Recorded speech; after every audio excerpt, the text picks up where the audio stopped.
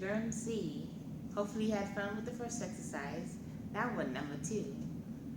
I'm going to go ahead and show you today a little bit about variables. In addition to showing you the different types of variables and what the differences are, we're also going to see how you print them to the screen. And we'll have some great exercises at the end for you to practice. Let's get started. The first type of variable in C is the char variable. Char pretty much just stands for character, and it's just one letter. Any letter, could be uppercase, could be lowercase, that doesn't matter. The char variables all hold one letter inside, and only one. If you want to have more than one letter, you're going to use a string, but we'll be talking about those a little bit later in this series. So a char variable just holds one letter and one letter alone. Sample values for char letters could be like the letter capital A, capital B, maybe a lowercase g or a lowercase k. Any letter that you need, you can store it in a char variable. So let's see, how does this look like in C? So when you want to define something as a char, you start out with the word char, C-H-A-R, a space, and then you invent a number that's going to contain this char. Make it something significant that makes sense for you, that makes sense for the program that you're writing. Then optionally, you could give it a value right away, or just leave it without a value initially. If you are going to give it a value, you want to have an equal sign, and then the character value at the very end. The character value always has to be surrounded by single quotes. That says exactly which character you're going to put in the variable. I like to think of variables like a container, some kind of cup or bowl that holds values inside of it. So in the first example, we have a container called prefix, and every time it's going to run for all the different users, it's always going to be a container called prefix. But maybe the actual letter that goes into it may change over time, maybe due to interaction or logic in the application. But the actual container that has that letter is always going to remain with the name prefix. But what prefix has in it may change depending on how the code is written. So now we create this container called prefix, and we put the letter X into it. So now every time we talk about printing out prefix, we're printing out the X that lives inside. So char space prefix equals X in single quotes, and that puts X in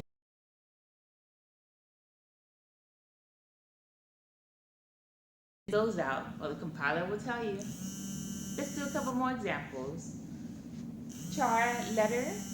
A letter is now a container variable that allows you to have a letter inside of it, and it happens to be called letter. And this variable called letter has the letter C in it. So you put C inside of your variable called letter. The third one is sign. Sign is another variable, and inside of sign, I'm going to put the capital Z. I start the same way, the word char, a space, the name that I invent for my program is going to hold this character, the equal sign, and then in single quotes, that letter that I'm going to be storing inside. So sign is a variable and it stores inside the letter Z. Another type of variable in C is the type int. And int pretty much stores a number, any number that you wish. Integers are typically whole numbers. They can't have any decimal places. We'll be talking about that in the next slides. So an integer is a variable that can hold a number inside. Any number, something like 164, that could be a number that's in an integer value. A number 5 could be a number that you have inside of a variable of type int. 3,678, hey, that works as well as an integer. Even the number 47, that would do just fine. So how does it look like in a C programming language? How do you define an integer? So an integer is denoted with the word int, I-N-T, followed by a space, then this variable name. Again, the variable name you invent based on what this number represents, something explanatory so the next developer after you can understand it code easily. So you make up a name for your variable and you put a number inside of it.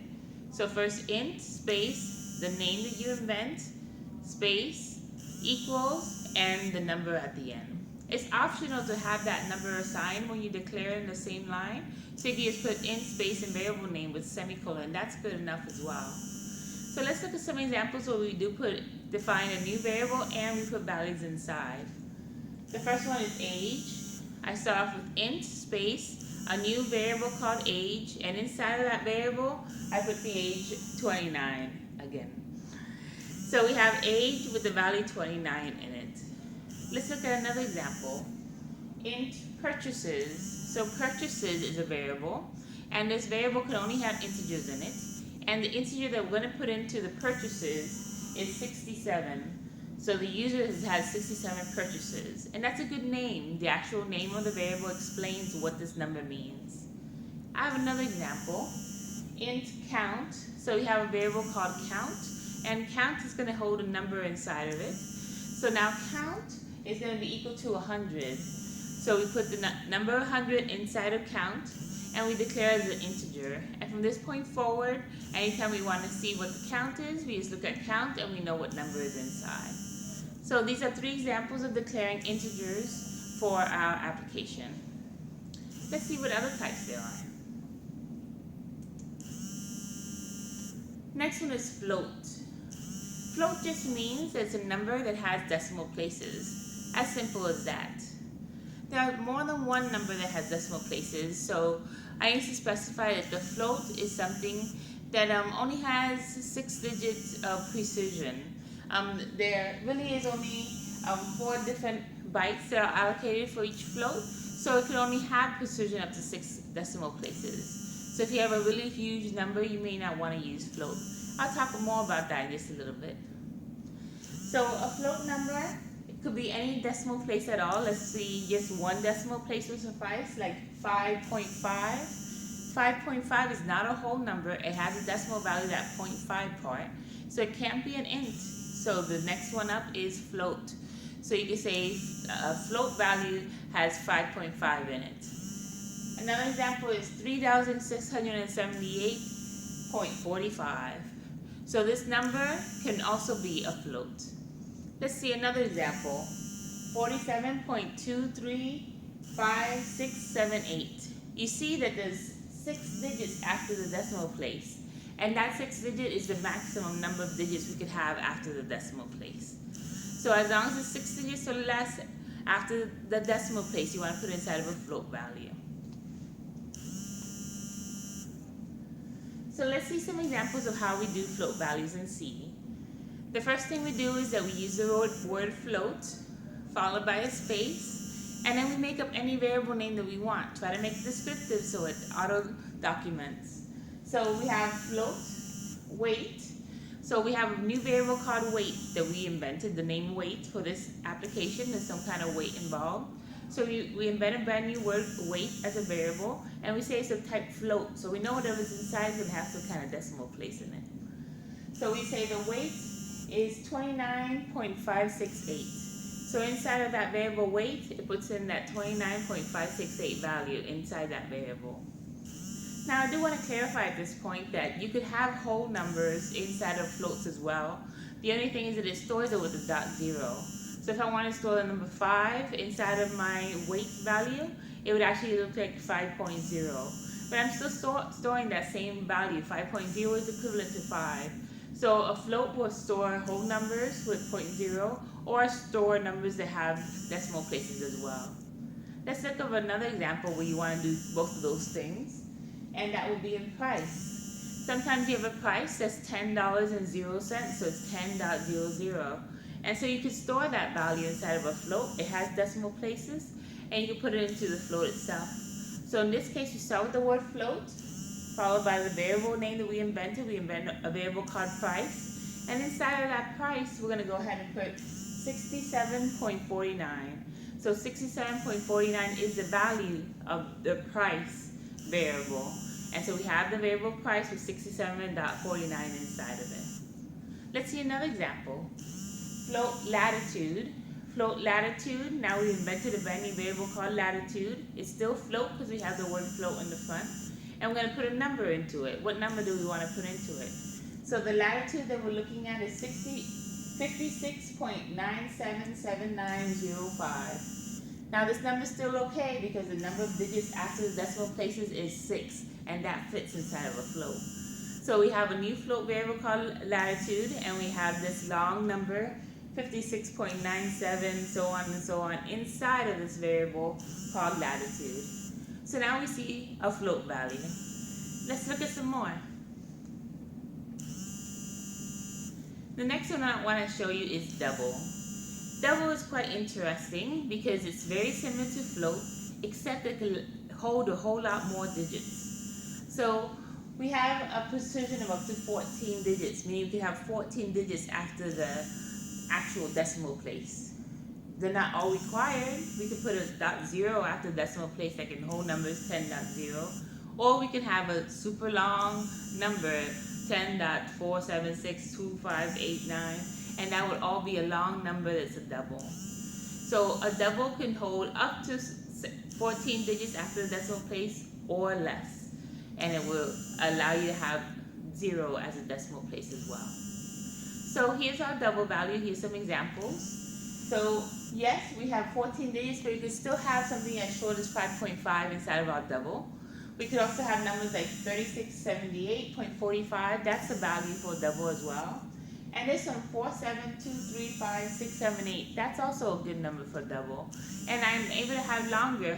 I could add more digits here, up to 14 long, and that would still fit inside of a double variable.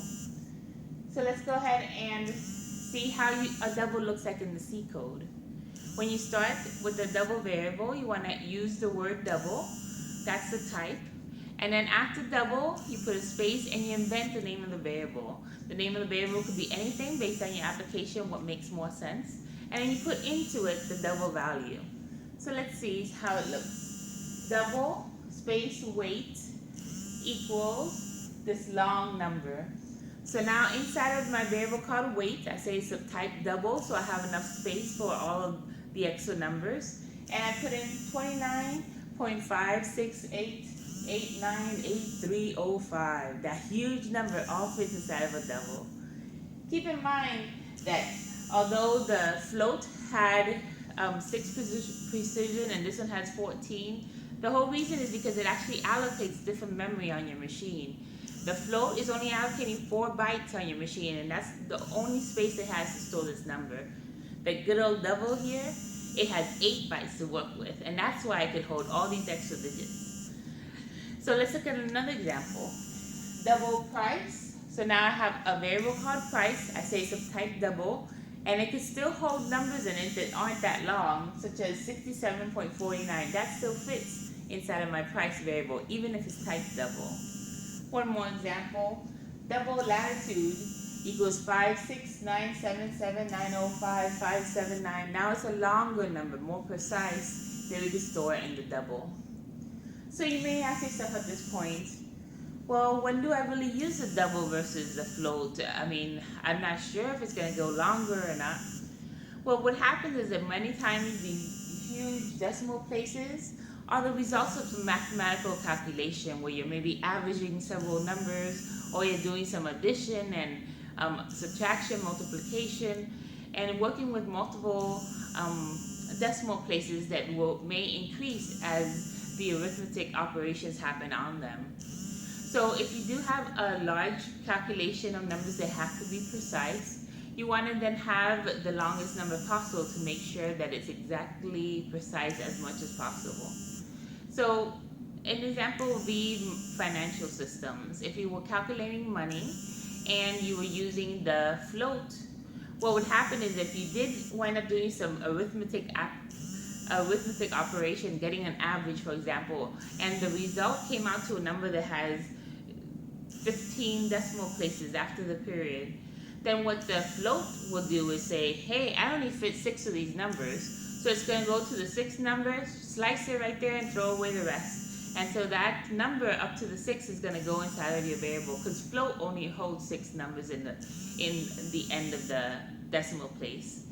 If you're using double, it won't throw away those digits. It could hold up to 14 digits. And so the first 14 digits will be inside of your variable. What the consequence may be is that if you don't have enough digits, then you may be off a penny in your mathematical calculation. And for financial systems, that could be a big deal. The longer you have the decimal place, the more precise it will be to the, tiny little portion of a penny. It'll be precise. And as we do calculations, we'll make sure that it's precise and it's not truncating and maybe becoming a penny off by accident. So keep that in mind as you're doing calculations, especially if it's something with weight and grams where the numbers can get extra long. That if you want precision and you're going to be doing calculations and you don't want to be off by one, or off by a certain decimal place, then you really want to use the longer, which is the double.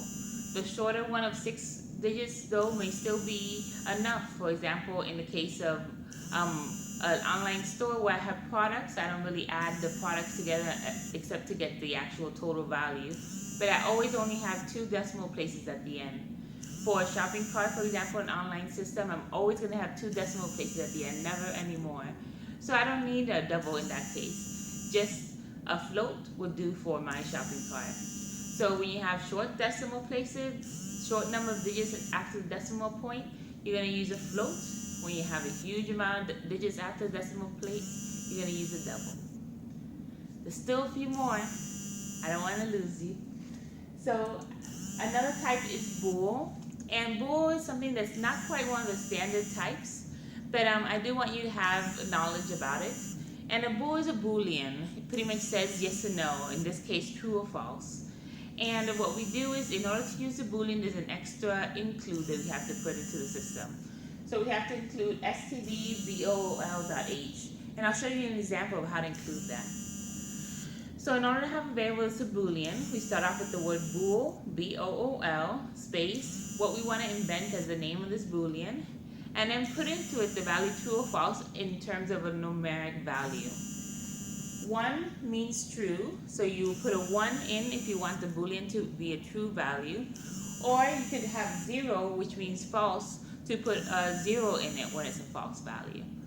I do a lot of association, word association to remember this, where false means no, and no has an O in it, and an O kind of looks like a 0, so false is 0. And that's how I remember that 0 is false, and then the other one, true, is the 1. You pick how you're going to remember it. All you have to know is that 1 always means true, and 0 always means false. Let's see how it looks like in C.